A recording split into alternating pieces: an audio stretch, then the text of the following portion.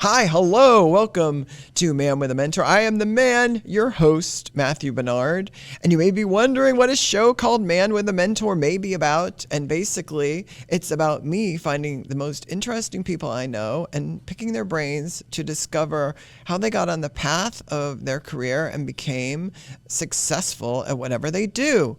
So today, I am here with Benjamin Miller-Jones. Hello. Hi, thanks for having me. Oh, you're welcome. And I'm going to read something about you. Love it. Benjamin Miller-Jones is a playwright, actor, and producer living in Cincinnati who has produced, written, and starred in projects at the Cincinnati Fringe Festival. Try saying that a couple times fast. Oh, yeah. And is a graduate of Wright State University with a BFA in acting. All right. Yeah. That sums it up. That's me. Yay. All right. Let's talk about what's going on like right now. What are you doing right now? Right now, I've got a day job, boring, right? But it pays the bills, right? Right. We'll talk later about that. Yeah, great. But yeah, right now we're sort of in, I guess, pre-production, but like not really. We're working on another show. So we're in like the writing process and the drafting process to like see what we want to do next year for the Fringe Festival, or where we want to take previous shows, or how we want that to sort of develop. All right. So we're sort of in that process now. We take a bunch of time off after the Fringe because it's so busy and so crazy. And then we got to get right back into it because then applications are due. And so we got to, it's just a vicious cycle. Oh, yeah. Well, I'm glad you're busy. Yeah, it's good to be busy. Yeah, and you said we. Who is the we? Yeah, so myself and my business partner, best friend, Justin King, we run a little production company called Ben and Justin Present, and that's where we sort of do all of these different Fringe projects and things like that. So we write and we star in and we produce and we put together all of these things. And he and I met back in college. We've been friends for 16, 17 something years. Right. So yeah. When do you think it first dawned on you that directing, writing, producing, acting, and all that was where you saw your future? Like, how did it reveal itself? Yeah, I definitely, like, early on, and even in, like, elementary school, like, I loved to write stories. I always did that kind of stuff. I also think, especially as a young person, like to boss people around and tell them to do things and put on my little things that I wanted them to do for me. You know what I mean? Oh, right. And I think that sort of translated then into the theater world, especially once I started getting into theater and doing theater.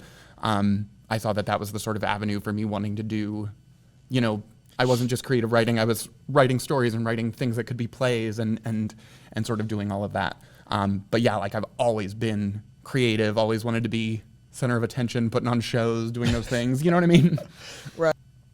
I just like that sort of creative collaboration, right. I think. And I think I always supposed that my like path was going to be like, oh, I want to be an actor. I want to be on stage, Broadway, all these different things. And then I sort of realized that there's other parts of that process that I may enjoy more. And that's writing, directing, producing, putting those things on, if that makes sense. Right. Yeah. When did it hit you in terms of thinking about like furthering your education? Did you think like, where should I go? Like, what have I studied so far that will help me? And, should I pursue this artistic passion and possibly be poor? Or, or should I think like, oh, I'll do this on the side and have my life that's more of a comfortable place to be? And did you think about what that might be, or did you just say, not that, I'm not doing that? Yeah, I have a really complicated relationship with, I think, my higher education, and it's gotten less complicated over the years. But I don't remember the moment, but I just like, I heard that it was possible to go to school for acting.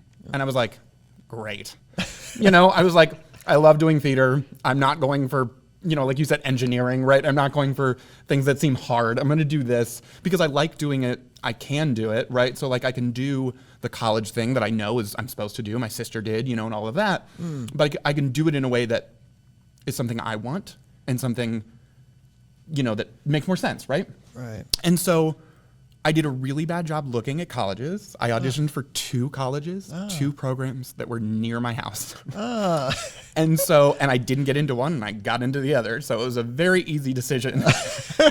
It was made for you. Mm-hmm. Yeah. And it's so weird because like all of that process, I didn't look into, I didn't research, I didn't, and then that ended up being this amazing experience that I had, and all these friends that I met that like, I can't imagine not knowing these people, you know what I mean? And like going to that school and having that process, but it definitely wasn't like planned. I wasn't like, okay, my dream school is X and here's what I'm going to do. It was like, I didn't get in and I did get in. So I guess I'll, go where I'm allowed to go. Right. Right. Yeah. Oh my gosh. Now, were your parents like concerned? Like, do you have lots of brothers and sisters? Were they like, is our boy gonna be able to feed himself, or were they just like, he needs to do what he needs to do? And because I feel like in the arts, if you don't have a world of support, it's kind of a doomed scenario. Yeah. Unless you're like, I just have so much grit, like you're full of sand. Right. No blood, just sand in there. Yeah. I mean, it's weird because when I think back to that, I'm like, I don't think my parents ever said like, okay, but you're not going to make money, or like, you're not like, so I guess it was supportive, because I was never told I couldn't, I was like, hey, I got into college. They were like, hey, great. Have a good time. You know what I mean? Like I'd come back on Christmas and tell, I have one older sister and she went to University of Dayton. And so like, much bigger college than Wright State University, but. Oh, is it? Yeah. Oh, gotcha. I mean, it's got like a college town. I don't know. It's different. But anyways. I feel like UD has more of a college in a city vibe, and Wright State is just like the campus surrounded by. That's it. Yeah, it doesn't have that vibe of like you can walk to art galleries or like restaurants at all. You couldn't walk to the bar. Like, I mean, you couldn't. We had to carpool to the bar because it was across a big highway. You know what I mean? Right. Like, or we had to hang out at home, right? So like, she went there, and I'd like come home and people would be like, what did you do in class? And I'd be like, well, we did yoga and we drank tea and we talked about, the artist's way. And they're like, that's not real school. You know what I mean? So like, I got that a little bit, but it was sort of like in jest. And also I was already there. It was one of the, like, they were like, now drop it and find something else to do. You know what I mean? Like, right. Oh, well, that's good. So yeah. I feel like that support helped you. Absolutely. Yeah. And like, again, I mean, like there was a very easy path for someone at any point in my life to be like, go for something else. Like you're allowed to do theater, but like get a real degree. You know what I mean? Like you hear that a lot. Yeah. And they never said that, and I did that. And then after college, when I like stopped doing theater, they also didn't care. Like they were just sort of like, you do you. Did you have a teacher you felt like laid it out the best for you? I definitely had a teacher that I identified with more than the other teachers, for sure. I can mention his name if you want me to. Sure. Bruce Cromer. Hey, Bruce. Yeah, he was sort of the teacher that was. So I went to school for like acting was my sort of primary, and then there were other people like my husband who went to school like for the musical theater track, right? So it was sort of different. We were sort of separated in that way, right? And Bruce was really like the head of like the acting sort of program, right? Right. And so obviously I identified with him more than the musical theater people who I didn't see all the time, right? But he was one of, if not the only teacher at the time that was actively acting while also teaching. So he was sort of the embodiment of it's possible you can do both, if that, Right. Yeah. So yeah, like it was easy to look up to him because we would go see him in shows and we would see him do, the techniques and stuff that he would be teaching us in class. Oh yeah. Now let's talk about like the day job. Like how do you balance like being somewhere you have to be? Yeah. And like having all these other things like outside of life that you'd probably rather give your attention to. Always. Yeah.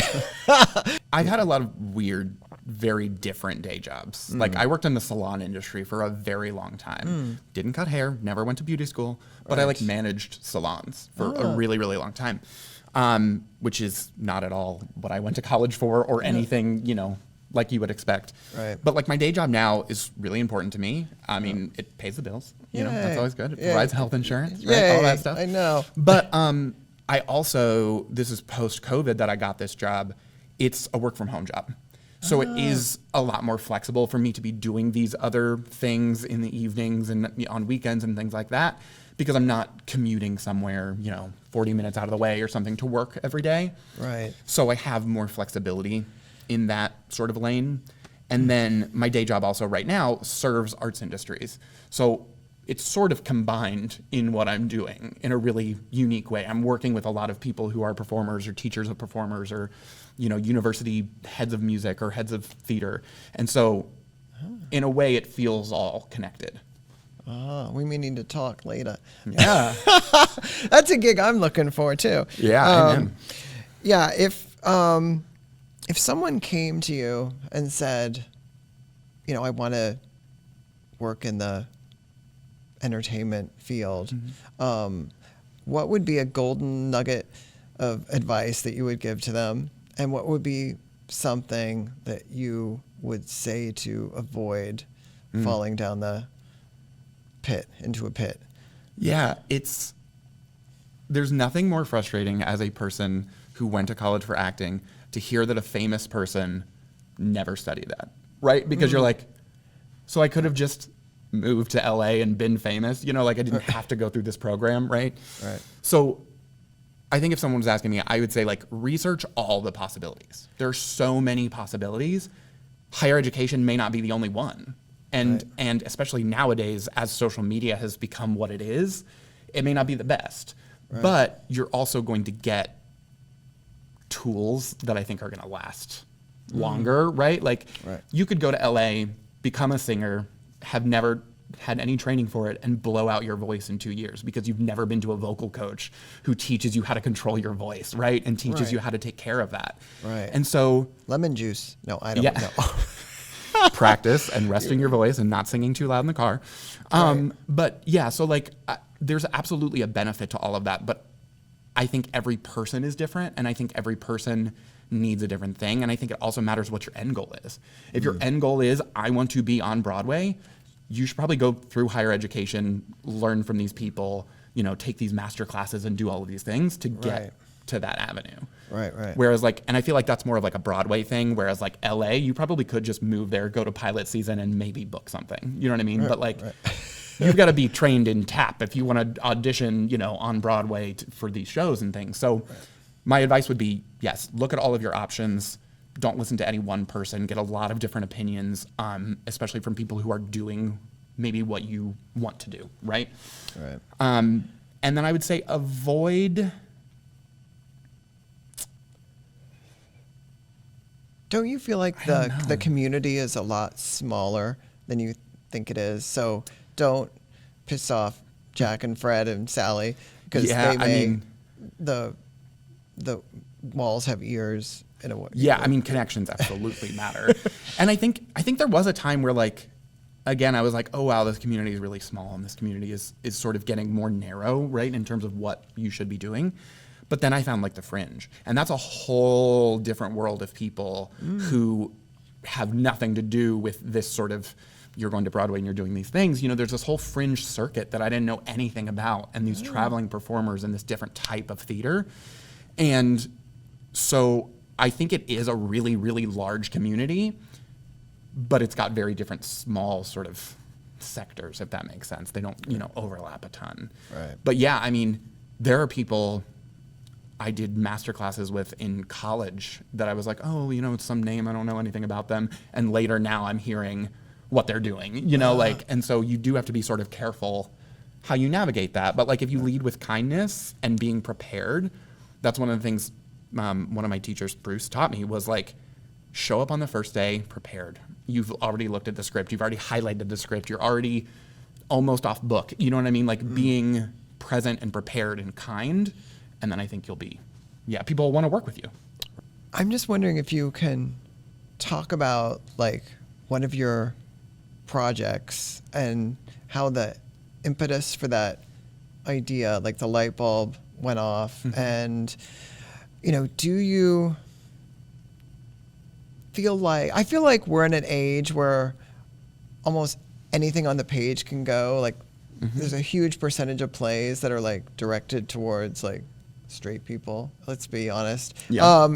But now, I feel like the world has opened up, but I'm kind of scared again that everyone's going to be like, oh, there's a gay character in this because it's woke. They have to include the flamboyant gay and the token black and the this and that, you know? Yeah. And so it feels like I felt like we were over that hump, and now I feel like we're going down the other side of the mountain again, and it's changing. But do you just write what you want to write? Do you think about like those kind of things, or do you try to direct like there's not enough plays about gays? Oh, that rhymed. Yeah. Or do you just write whatever you want to write about and hope the audience responds? Yeah, I think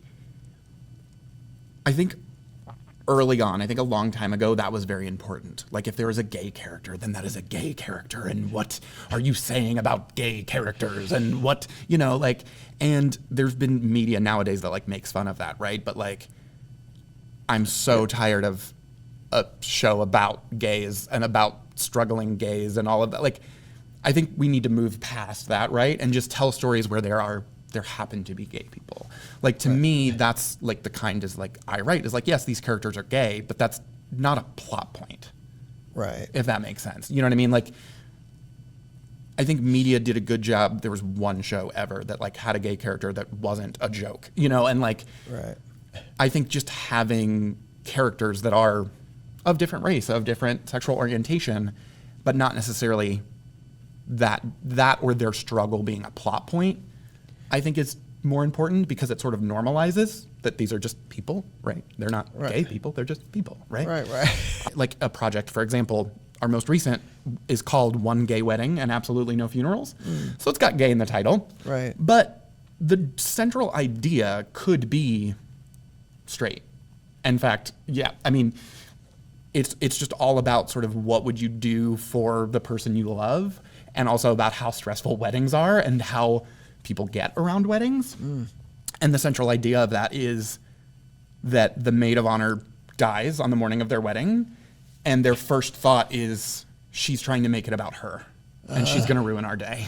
And I feel like that's such a universal thing that people identify with, in that, like, if you've been in a wedding, if you've had a wedding, if you've been a friend of someone who is a bride, like, you get that stress and that craziness around that wedding day. So I don't think, like, even though it's called One Gay Wedding, I think, like, it could be any type of wedding. Right. If that makes sense. Yeah. And it's not about us being gay in the show. It's just about these two characters and how they're handling this situation. Where can people find out more about you and what you're up to? Yeah, we are on Instagram at Ben and Justin Present, and is spelled out. Okay. And that's where we post all of our updates. We've got a show coming up in December. We're doing One Gay Wedding again. We're remounting it in Columbus instead of Cincinnati. We kind of try to do both cities since we know people in both. All right. Yeah, we're excited to remount that and do that. And that's where we post all of our updates for that. We're also on YouTube if you want to watch some of our old. We used to do like a bunch of stuff on YouTube. We do less now, but we had the Gay Spelling Bee was on there and different things like that. Also at Ben and Justin Present. Oh, gotcha. Yeah. How do you feel about social media? Do you think it's like reprogramming our brains and ruining our lives? And because, you know, I feel like I don't even understand this whole like influencer mentality and like, no one's going to influence me. You know, like I just don't get it. I don't get how people are like watching TikTok videos for 4 hours in a row. Like I got things to do, people, you know, so I don't, totally. I definitely would never scroll TikTok for that long. Well, but yeah, I just don't understand that part of it. Like, do you think it's helpful for artists? I think you have to meet audiences where they are at. And if they are on social media and you creating an account and posting and tagging and being front of mind, right, for these people, that's going to get people to your show, right? Like just promoting that stuff. Right. So I do think it's sort of a necessary evil. I think, but I also think there are two different types of social media. Like having a business on social media, promoting something on social media, I think makes sense, right? Like just like having a website or putting up a poster or whatever, right? Like I think that makes sense. Whereas like doom scrolling on Instagram, probably not great. Try not to do it. Doom scrolling on Twitter or X or whatever it is, right? I don't know what that is, so I haven't been doing it. Great. Don't start. Yay. I want to thank you, Benjamin Miller Jones. You're welcome. I got to say the whole name. Yep. Thank you for being here and talking about acting, writing, directing, producing, playwriting, and everything. Yeah. That's What's really your great. favorite thing out of all those things? Like, I think playwriting. all right. I really love the process of writing. And I told our actors, who did this recent show with us, I was like, we were doing something and they were asking the director about a line and I started laughing and they were like, what are you laughing about? And I'm like, it's insane that you're just saying words that I wrote down. Right. Like that is such a weird, that will never not be weird to me that you can write something down and someone can then read into it and then perform it. Right. I just think it's so gratifying and it's also so cool to be a part of, creating something like that. Yeah. Oh, I agree. Yeah. All right. Thank you for being here, and thank you for watching or listening to another episode of Man with a Mentor. Thanks. Bye.